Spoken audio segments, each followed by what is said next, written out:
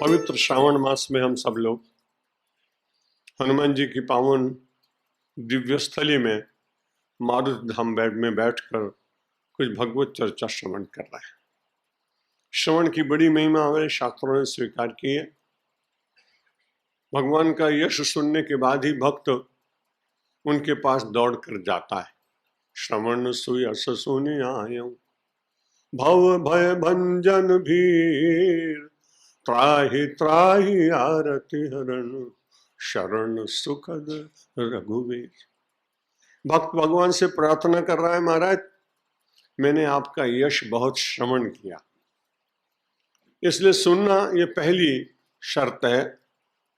और भक्ति के नवधा लक्षण में भी गोस्वामी तुलसीदास जी ने प्रथम भगत संतन कर संगा जो कहा, तो संत कुछ सुनाएंगे इसलिए तो उनका संग करना है। संस्कृत में उसको श्रवणम कह दिया। गोस्वामी जी ने उसे सत्संग बताया।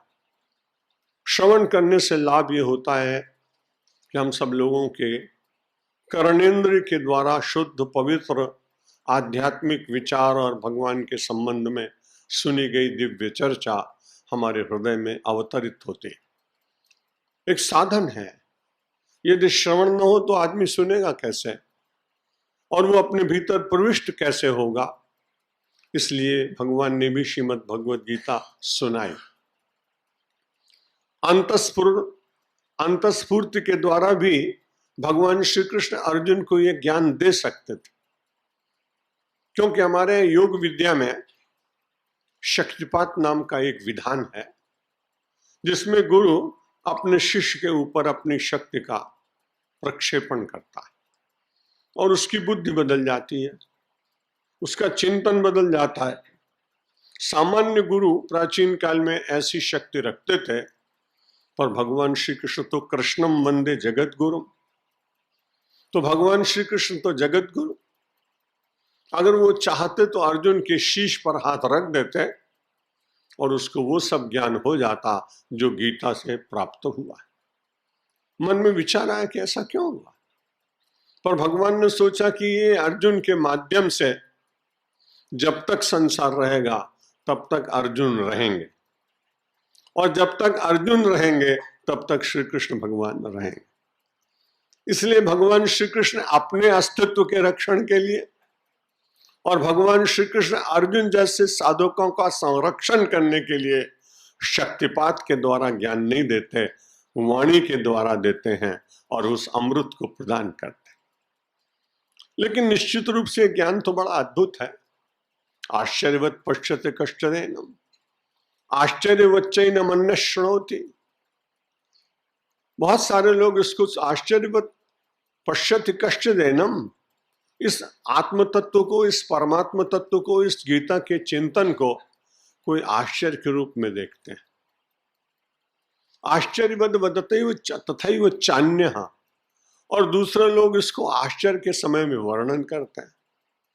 आश्चर्यवच्चैनम अन्यः शृणोति, और आश्चर्य के रूप में कुछ लोग सुनते हैं।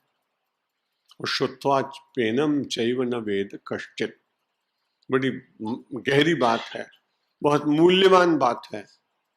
कुछ लोग तो इसको आश्चर्य की बात देखते हैं, क्योंकि जिन्होंने कभी भी आध्यात्मिक वातावरण का दर्शन न किया हो, तो उन लोगों को, आप जितने लोग आ रहे हैं और इनमें आप बहुत सारे सुपठित लोग, बहुत सारे बड़े अच्छे पदों पर रहे हुए लोग हैं। कुछ लोग पदों पर हैं, पर जिन्होंने कभी इस प्रकार का दृश्य नहीं देखा, वो मन में विचार करते होंगे कैसे लोग, उनको आश्चर्य लग रहा होगा। तो आश्चर्यवत पश्यति, कुछ लोग आश्चर्य से अध्यात्म को देखते हैं और उसके बाद कुछ लोग उसको आश्चर्य की तरह से सुनते हैं। कुछ लोग उसमें आश्चर्य के रूप से उसका वर्णन करते हैं। भगवान श्री कृष्ण कहते हैं ये सब बड़ा आश्चर्य है कि श्रुत्वा पेनम न वेद कश्चित्।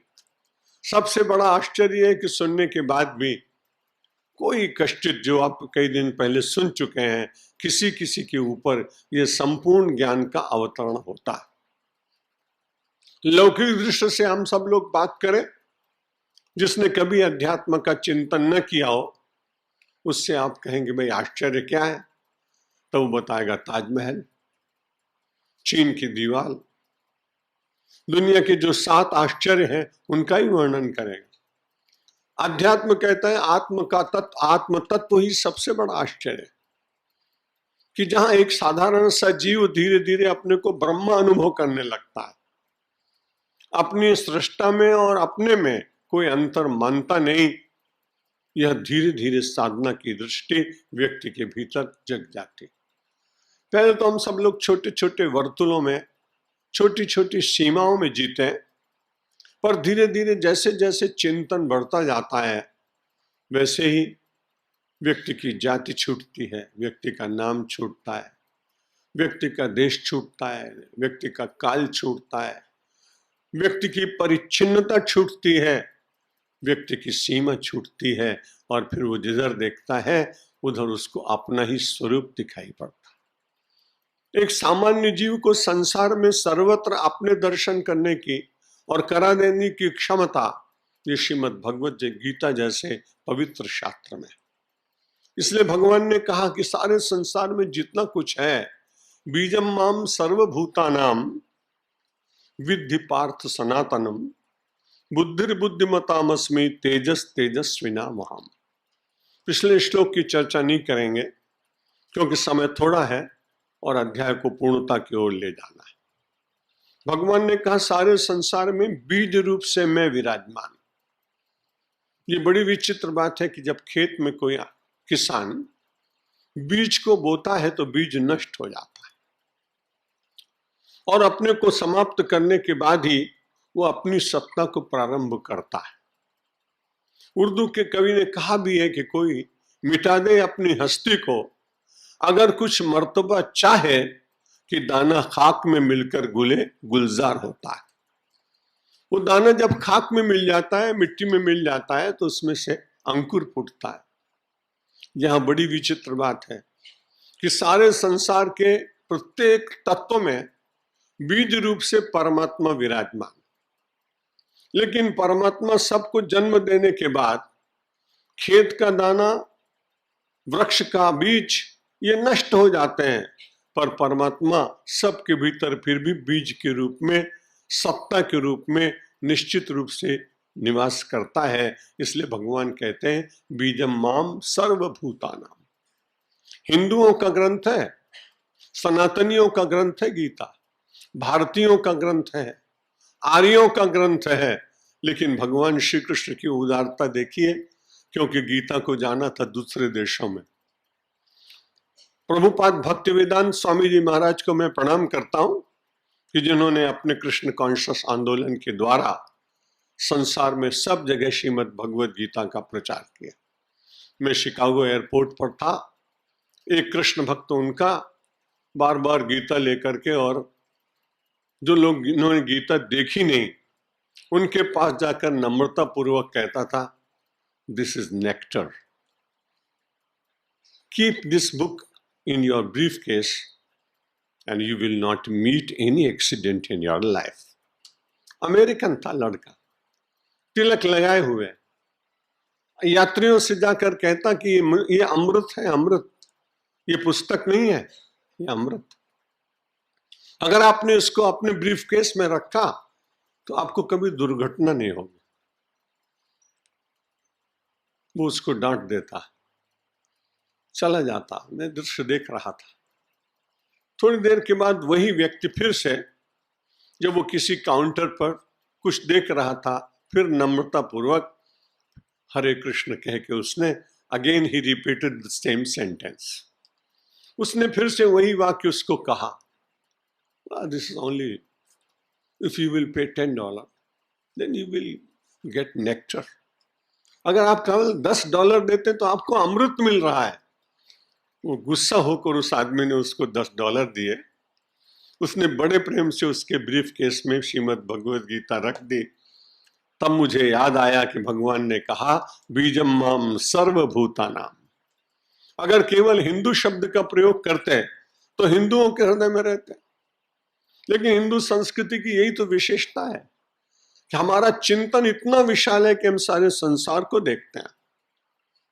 इसलिए यहाँ के सबसे पहले विचारक ने वसुधैव कुटुंबकम शब्द कहा है।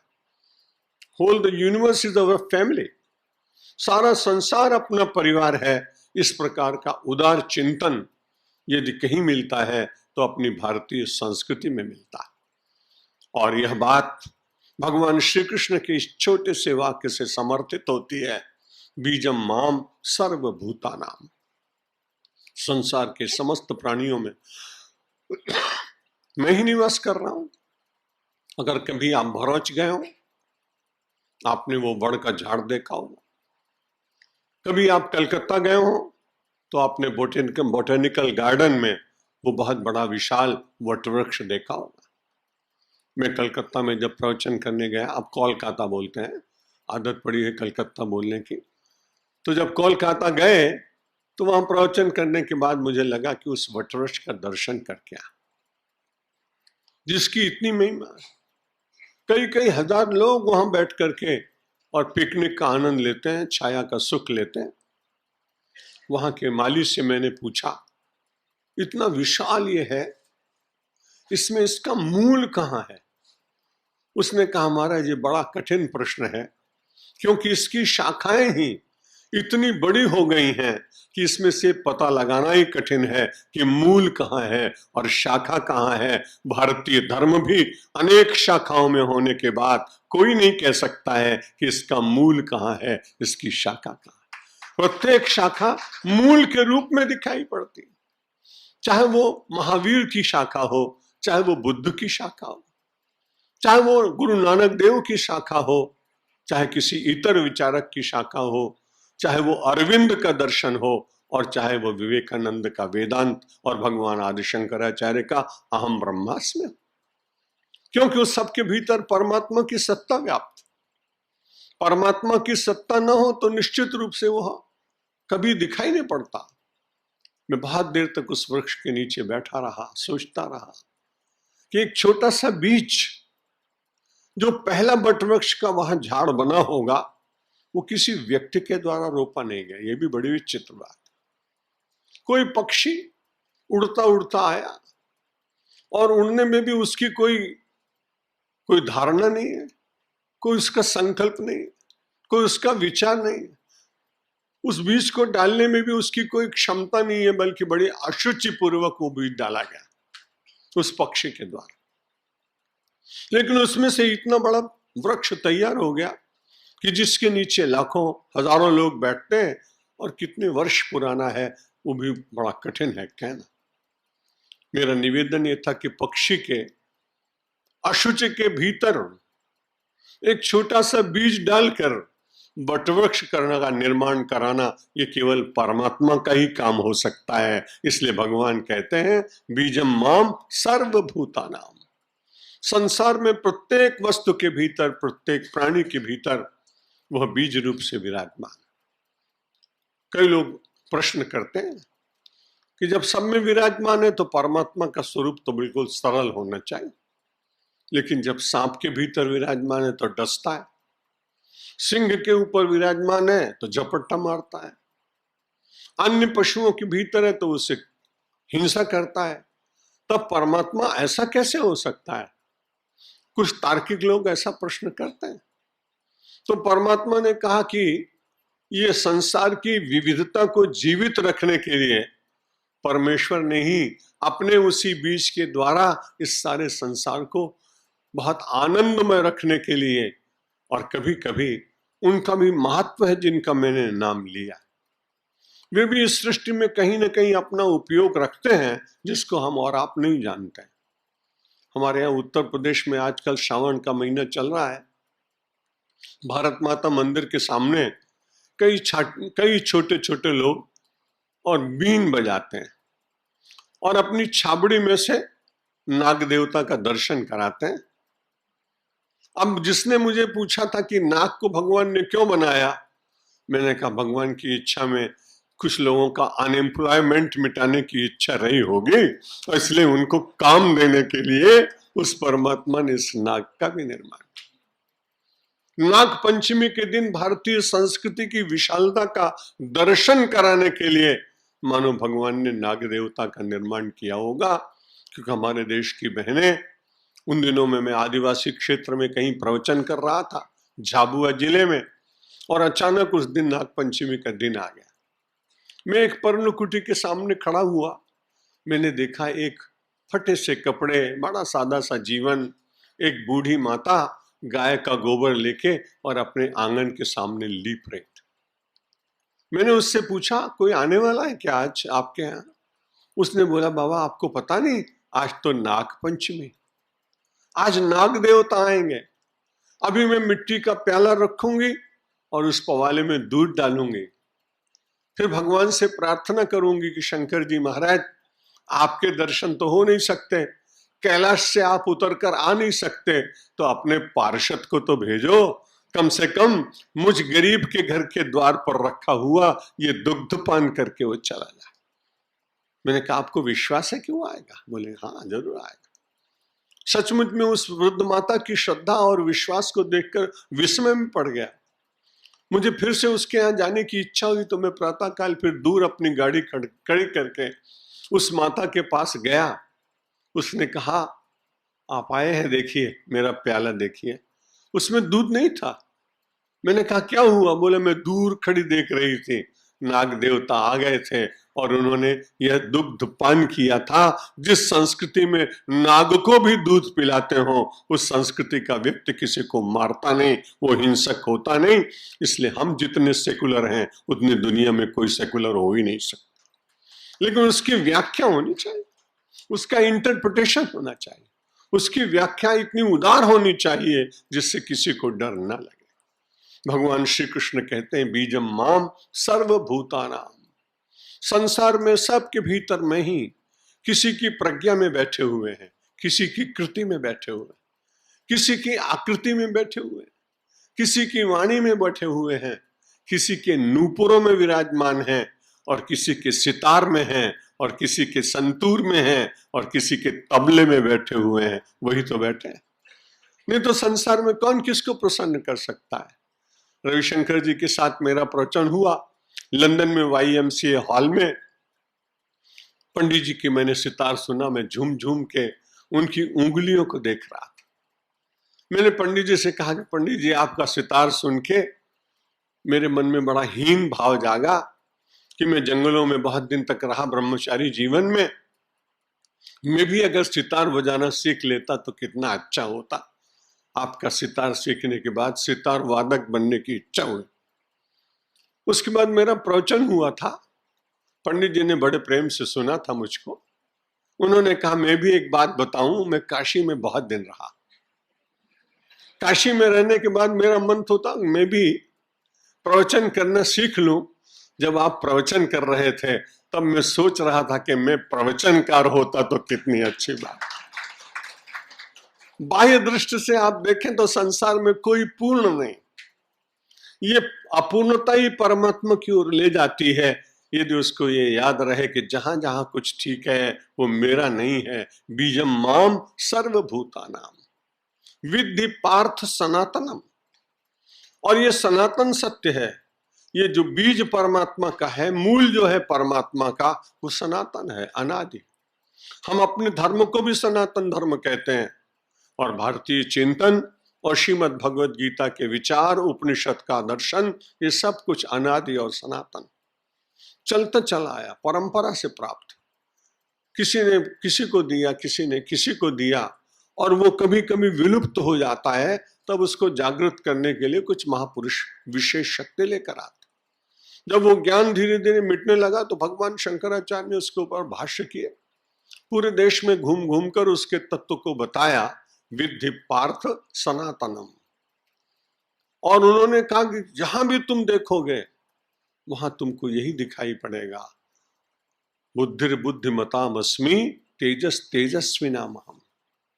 जो तेजस्वी लोग हैं उनमें तेज के रूप में परमात्मा विराजमान, और जो बुद्धिमान व्यक्ति हैं उनमें भी भगवान ही विराजमान। बहुत वर्षों पूर्व मुझे एक जैन मुनि के दर्शन करने का अवसर प्राप्त हुआ था। उनका महेंद्र मुनि जी नाम था। एक साथ उनको कोई आदमी 100 बातें कहे, अलग अलग लैंग्वेज में कहें, अलग अलग बात कहें, वो 100 बातें सुनने के बाद वो शतावधानी थे और 100 लोगों का उत्तर दे देते थे। पंडित नेहरू जी ने भी उनको अपने यहाँ कभी बुलाया था और उनके शतावधान प्रयोग को देखा था। जब मैंने उन मुनि महाराज को देखा तो मैंने कैसी विचित्र बात है, हमको तो ये 2-4 श्लोक याद करने में भी उसका 1-2 बार मनन करना पड़ता है, पर ये कैसे महापुरुष हैं कि 100 आदमियों ने अलग अलग बात कही। सारे डिप्लोमेट्स वहां इकट्ठे हुए थे, किसी ने फ्रेंच में कही, किसी ने पर्शियन में कही, किसी ने स्पेनिश में कही, किसी ने पोर्चुगीज में कही, किसी ने हिंदी में कही, किसी ने तमिल में कही। ये सारा दृश्य देखने के बाद मुझे बड़ा मन में विचार आया कि ऐसा कैसे हो सकता है। तब गीता याद आई, बुद्धिर बुद्धिमतामस्मि। सबकी बुद्धियों में परमात्मा ही बैठकर प्रेरणा करता है। अब वो अपने आप चयन करता है। यहां भी आप सब लोग देखते हैं कि लाखों लोग बैठते हैं परीक्षा में, लेकिन सिलेक्शन में तो 1-2-4 आदमी आईएएस में आते हैं। कई हजार लोग बैठते हैं, फिर सिलेक्शन में तो आईपीएस 1-2 ही होते हैं। तो मैंने कहा कि भाई सिलेक्शन में हमारा नाम नहीं आया, महेंद्र मुनि जी का आ गया। लेकिन बुद्धिर बुद्धिमतामस्मि, बुद्धिमानों के भीतर बुद्धि परमात्मा ही देता है। यदि कोई बुद्धिमान ऐसा मानने लगे कि ये बुद्धि मेरी है, तो मैं सोचता हूं वो बुद्धिमान है ही नहीं। हमारे हिंदी में एक बहुत बड़े विद्वान हो गए हैं, गुजराती लोगों को नहीं मालूम होगा, राहुल सांकृत्यायन, और बहुत ग्रंथ लिखे और बड़े परिव्राजक थे, बहुत अच्छे वक्ता भी थे, जीवन में कई धर्म भी बदले थे और अंत में बौद्ध हो गए थे। उनको भी मुझे सुनने का अवसर मिला था। बाद में उन्होंने अपना साधु जीवन छोड़कर एक भद्र महिला के साथ उन्होंने विवाह किया, कमला सांकृत्यायन उनका नाम था। जब राहुल सांकृत्यायन को अचानक बीमारी हुई, स्वाभाविक रूप से इतने बड़े विद्वान को मिलने के लिए मन में इच्छा ही हुई, क्योंकि एक बार पहले उनको मिल चुका था। जब उनको मिलने के लिए गया तो उनकी पत्नी ने कहा कि इनको वर्णमाला भी ज्ञात नहीं, अभी आप अक्षर लिखें तो ये आ और का भी नहीं पहचान सकते, आप आए हैं तो आपको भी पहचान नहीं रहे हैं, ये बड़ी कठिनाई में हम सब पड़ गए हैं। मैंने कहा देखो, जब भगवान बुद्धि देता है तो शतावधानी बना देता है, और जब भगवान बुद्धि लेता है तो उसको वर्णमाला भी याद नहीं रहती। इसलिए मानना पड़े कि बुद्धिर बुद्धिमतामस्मि, जहां जहां भी श्रेष्ठ बुद्धि है वो कहीं न कहीं परमात्मा के द्वारा शक्ति दी हुई है। उस शक्ति को जो लोग अपना मानते हैं वहां तक तो ठीक, लेकिन कुछ लोग तो ऐसे होते हैं कि अपनी बुद्धि के सामने दूसरे की बुद्धि को मानते ही नहीं। और जब इस प्रकार का समाज में वातावरण बनता है तब बहुत ही आपस में संघर्ष हो जाता है। इसलिए जब बुद्धि परमात्मा की सबको दी हुई है, तब हमें बौद्धिक दृष्टि से श्रेष्ठ होने पर भी जो सामान्य बुद्धि वाले लोग हैं उनका भी अनादर नहीं करना चाहिए। क्यों नहीं करना चाहिए? कि वो सामान्य बुद्धि भी तो परमात्मा ने उसको दी, और यदि परमात्मा बुद्धि निश्चित रूप से देता है। हमारे यहाँ बोपदेव नाम के एक बड़े विद्वान महापुरुष हो गए, गुरुकुल में पढ़ने के लिए गए, बहुत प्रयत्न किया, व्याकरण के बड़ पंडित बाद में हुए, लेकिन पहले उनको कुछ पढ़ना आता नहीं था। गुरुदेव ने कहा तुम कुछ पढ़ नहीं सकोगे, गौशाला का काम करो। गौशाला का काम करने लगे। गौशाला का काम करने के बाद एक दिन मन में ऐसा हुआ कि अब मुझे तो कुछ विद्या आएगी नहीं, इसलिए अब सामान्य जीवन जीने के लिए गुरुकुल छोड़ देना चाहिए। विदा लेकर चले गए। रास्ते में जाते जाते एक गांव में उन्होंने कुछ महिलाओं को देखा जो कुएं में से पानी निकाल रही थी। उन दिनों में ये सब सिस्टम नहीं था, गांव में कुएं से पानी भरते थे लोग, और उसमें गरारी भी नहीं लगी थी, लोहे की एक पत्थर लगा हुआ था, चारों ओर 4 पत्थर थे। उन चारों पत्थरों में रस्सी डालकर बहनें पानी निकाल रही थी। अचानक बोपदेव ने देखा पत्थर कितना कठोर और इसमें निशान बने हुए हैं। उन बहनों से उसने पूछा पत्थर इतना कठोर है, इसमें निशान बन गए, कितना चिकना हो गया। तो उन्होंने कहा कि तुम्हें मालूम नहीं, मैं और मेरे से पहले पता नहीं कितनी महिलाएं इस पत्थर पे पानी भरती रही, उस रस्सियों के आने जाने के कारण इसमें निशान बन गए। तुरंत विद्यार्थी लौट पड़ा। लौटने के बाद अपने गुरु के पास आया, उसने कहा मैं विद्या पढ़ूंगा, मुझे थोड़ी सी बुद्धि मिल गई। कहां से मिली? एक पनघट में से मिली। कौन बन गए तुम्हारी गुरु? वो गांव की साधारण पढ़ी लिखी अनपढ़ बहन है। तो तुम्हें कैसे क्या होगा? उसने कहा नहीं, मुझे एक चेतना मिली, एक बीज आया मन में विचार का कि करत करत अभ्यास के जड़मत होत सुजान, रसरी आवत जातते पत्थर पड़त निशान। उस दौड़नी के आने से, रस्सी के चलने से यदि प्रस्तर में निशान बन गया तो मुझे निश्चित रूप से अब बुद्धि प्राप्त होगी। परमात्मा उस बुद्धि के ऊपर पड़े हुए आवरण को भी दूर कर देता है यदि साधना बलवती होती है। बुद्धि बुद्धिमतामस्मि तेजस तेजस्विनामहम्। संसार के जितने बुद्धिमान महापुरुष हैं और वो अपने को मानते नहीं कि हम बुद्धिमान हैं। रवि शास्त्री जी रोज प्रातःकाल सायंकाल रामायण सुनाते हैं बड़े मधुर कंठ से। गोस्वामी तुलसीदास जी ने से पूछा, आप बुद्धिमान आदमी हैं, बड़ी अच्छी कविता लिख रहे हैं। गोस्वामी जी क्या कहते हैं कि कवित विवेक एक नहीं मोरे, सत्य कहां लिखी कागद कोरे। मुझे कविता का किंचित मात्र भी ज्ञान नहीं, मैं तो केवल कागज को काला करता हूं। सत्य कहां लिखी कागज कोरे, कोरे कागज पर लिख के कह रहा हूं मुझे कविता का विवेक नहीं है। जिनमें बुद्धि होती है, जिनमें कला होती है, जिनमें ज्ञान होता है, वो मानते रहते हैं कि परमात्मा की कृपा है। उस कृपा के कारण ही ये हो रहा है, नहीं तो सभी से ना हो जाए।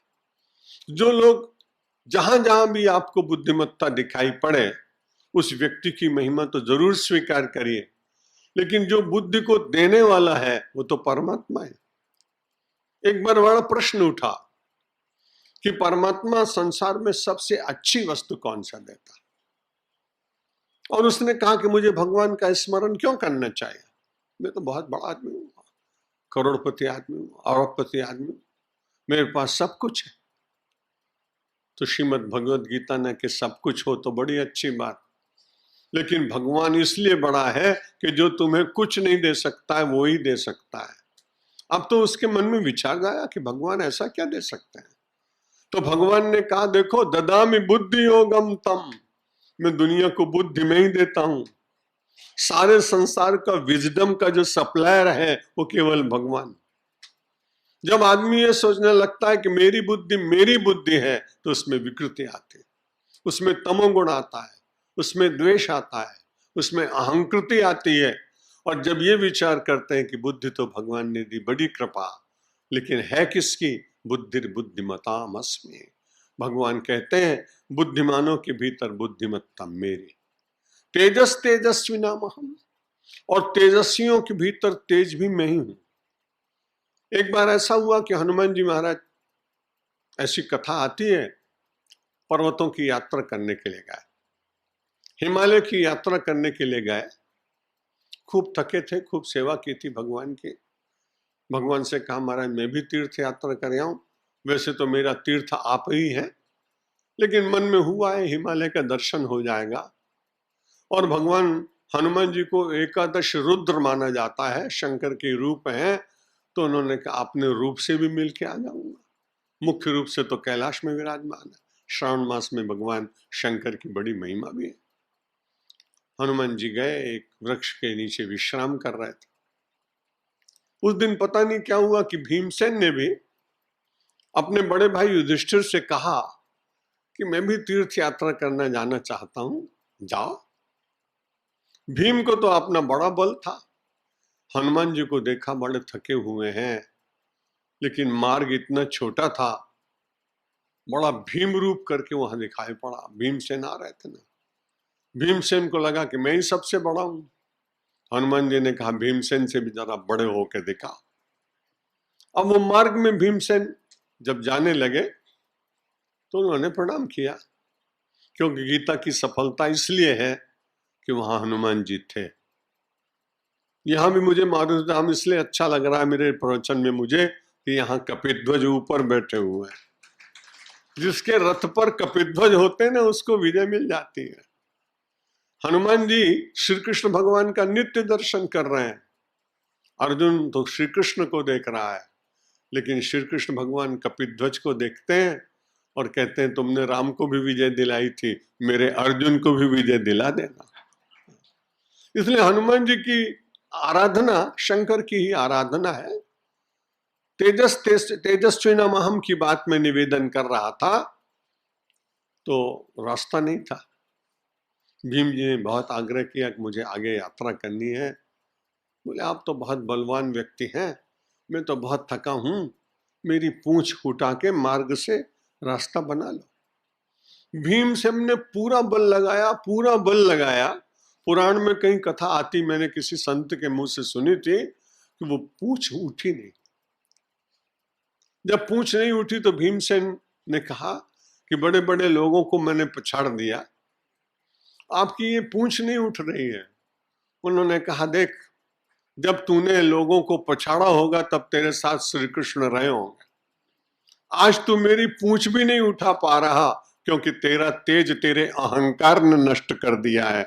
इसलिए फिर से भगवान की शरण में जा। तमेव शरणम गच्छ सर्व भावे न भारत। पूरी तरह से तुम उसी की शरण में जाओ। आंखें खुल गई, विचार जागृत हो गया। भीमसेन ध्यान करने लगे। श्री कृष्ण की करुणा निरंतर बुद्धि में व्याप्त होने लगी। उसके बाद हनुमान जी की पूंछ को जैसे ही उठाया, रास्ता बन गया। हनुमान जी ने कहा तेजस्वी नामहम। तेजस्वियों के भीतर तेज परमात्मा ही विराजमान है। जो इतने बड़े अर्जुन थे, आपने तो कई बार सुना है कि मनुज बल नहीं होता है, समय हो तो बलवान, और काबे अर्जुन लूटिया वही धनुष वही बाण। सामान्य से बहेलियों ने, सामान्य से जंगल में रहने वाले लोगों ने, और अर्जुन जैसे धनंजय को, धनुर्धर को, जिसके धनुष की प्रत्यंचा से दिगदिगंत कंपित होता था, और उसको लूट लिया। स्वयं भगवान श्री कृष्ण भी कहते हैं जब मैं अपना तेज समाप्त कर दूंगा तो मेरे साथ भी ऐसा ही कभी घटेगा। और देखा आपने, जिन्होंने महाभारत का युद्ध कराया, जिन्होंने कितने लोगों का रक्षण किया, जिन्होंने विपत्ति में दौड़कर कितने लोगों का रक्षण किया, वही श्री कृष्ण अपने आप ही अपने तेज को समेटते हैं। समेटने के बाद में एक चरण अपने दूसरे चरण के ऊपर रख लेते हैं। पिछले दिनों मैंने एक किसी महाविद्यालय के वार्षिकोत्सव में एक नाटिका देखी थी। वो देखकर मैं बहुत देर तक रोता रहा था, क्योंकि वो दृश्य ऐसा था और वो बात कहीं मेरे पढ़ने में भी नहीं आई थी। उस नाटिका में उसने दिखाया कि जब भगवान श्री कृष्ण आंखें बंद कर अपने चरण पर दूसरा चरण रखकर बैठे हैं, तो उसी समय कितने वर्ष के बाद बहेलिया तीर मार रहा है। तीर मारते समय थोड़ी वेदना हो रही है। वेदना होने के बाद भगवान में तो आत्मस्थ हैं, लेकिन तत्काल उन्होंने देखा कि वहां राधिका आ गई। ये उस नाटिका के लेखक की एक अभिनव कल्पना है। आने के बाद उसने देखा कि इस समय तुम्हारे दुख को दूर करने वाला कोई नहीं। तुम्हारी इस पीड़ा के समय, जिसकी पीड़ा को तुमने कभी नहीं समझा, उस पीड़ा को दूर करने के लिए मैं तुम्हारे चरणों के पास आया। और राधिका ने भगवान श्री कृष्ण के चरणों पर शीश रख दिया और उनसे कहा, तुम भूल आए थे ना व्रज में, वो मैं कुछ तुम्हारी प्रिय वस्तु लाई हूं। भगवान श्री कृष्ण ने कहा कि हाँ, मैं राज्य कार्य में लग गया, युद्ध करता रहा, राजासन करता रहा, चक्र सुदर्शन चलाता रहा। राधिका ने कहा, तुम अपनी बांसुरी भूले आए थे ना, ये अपनी बांसुरी पकड़ो और मैं अपने जीवन का अंत करती हूं। और राधिका भगवान श्री कृष्ण के स्वरूप में समा गई और उसके बाद श्री कृष्ण ने भी अपना तेज वापस ले। तेजस्वी नामहम। संसार में जितना तेज है वो सब परमात्मा का ही है। ऐसे बड़े बड़े महापुरुषों को, जिनमें कोई शक्ति नहीं थी लेकिन बड़े अद्भुत कार्य करते हुए देखा गया। सामान्य लोगों के द्वारा असामान्य अद्भुत कर्म अब आप इस देश के इस प्रांत के रहने वाले हैं, मुझे महात्मा गांधी जी के प्रति अनन्य श्रद्धा है, इसलिए मैं जहां भी जाता हूं उनके जीवन के कोई संस्मरण मुझे याद आ जाए तो मैं लोगों को सुनाता हूं। महात्मा गांधी के सामने पुलिस सुपरिंटेंडेंट अंग्रेज पिस्तौल लेकर खड़ा है और वो कहता है कि mister Gandhi, I warn you, मैं आपको सावधान करता हूं। गांधी बड़ी सरलता से कहते हैं, द सेम फॉर यू। जब वो कहता है mister Gandhi, I warn you, मैं आपको सावधान करता हूं, गांधी जी बड़ी शांति से कहते हैं, द सेम फॉर यू, मैं भी तुमको सावधान करता हूं। अब इतने बड़े अंग्रेज अधिकारी और इतने बड़े साम्राज्य का जिसके साथ बल, उसके साथ में सामने खड़ा हुआ एक लकड़ी हाथ में लिए, एक खादी की चादर ओढ़े हुए, एक दुर्बल काय व्यक्ति उसको कैसे वार्निंग दे सकता है? तो उनसे किसी ने बापू से पूछा था कि आपको डर नहीं लगा? बोला, डर कैसे लगता, जब रघुपति राघव राजा राम रोज बोलता हूं तो उसका तेज मेरे पास है। मैं अपने बल से नहीं बोल रहा था, कुछ साधना की, कुछ सच बोलने का प्रयत्न किया, कुछ सच बोलने का मार्ग अपनाया,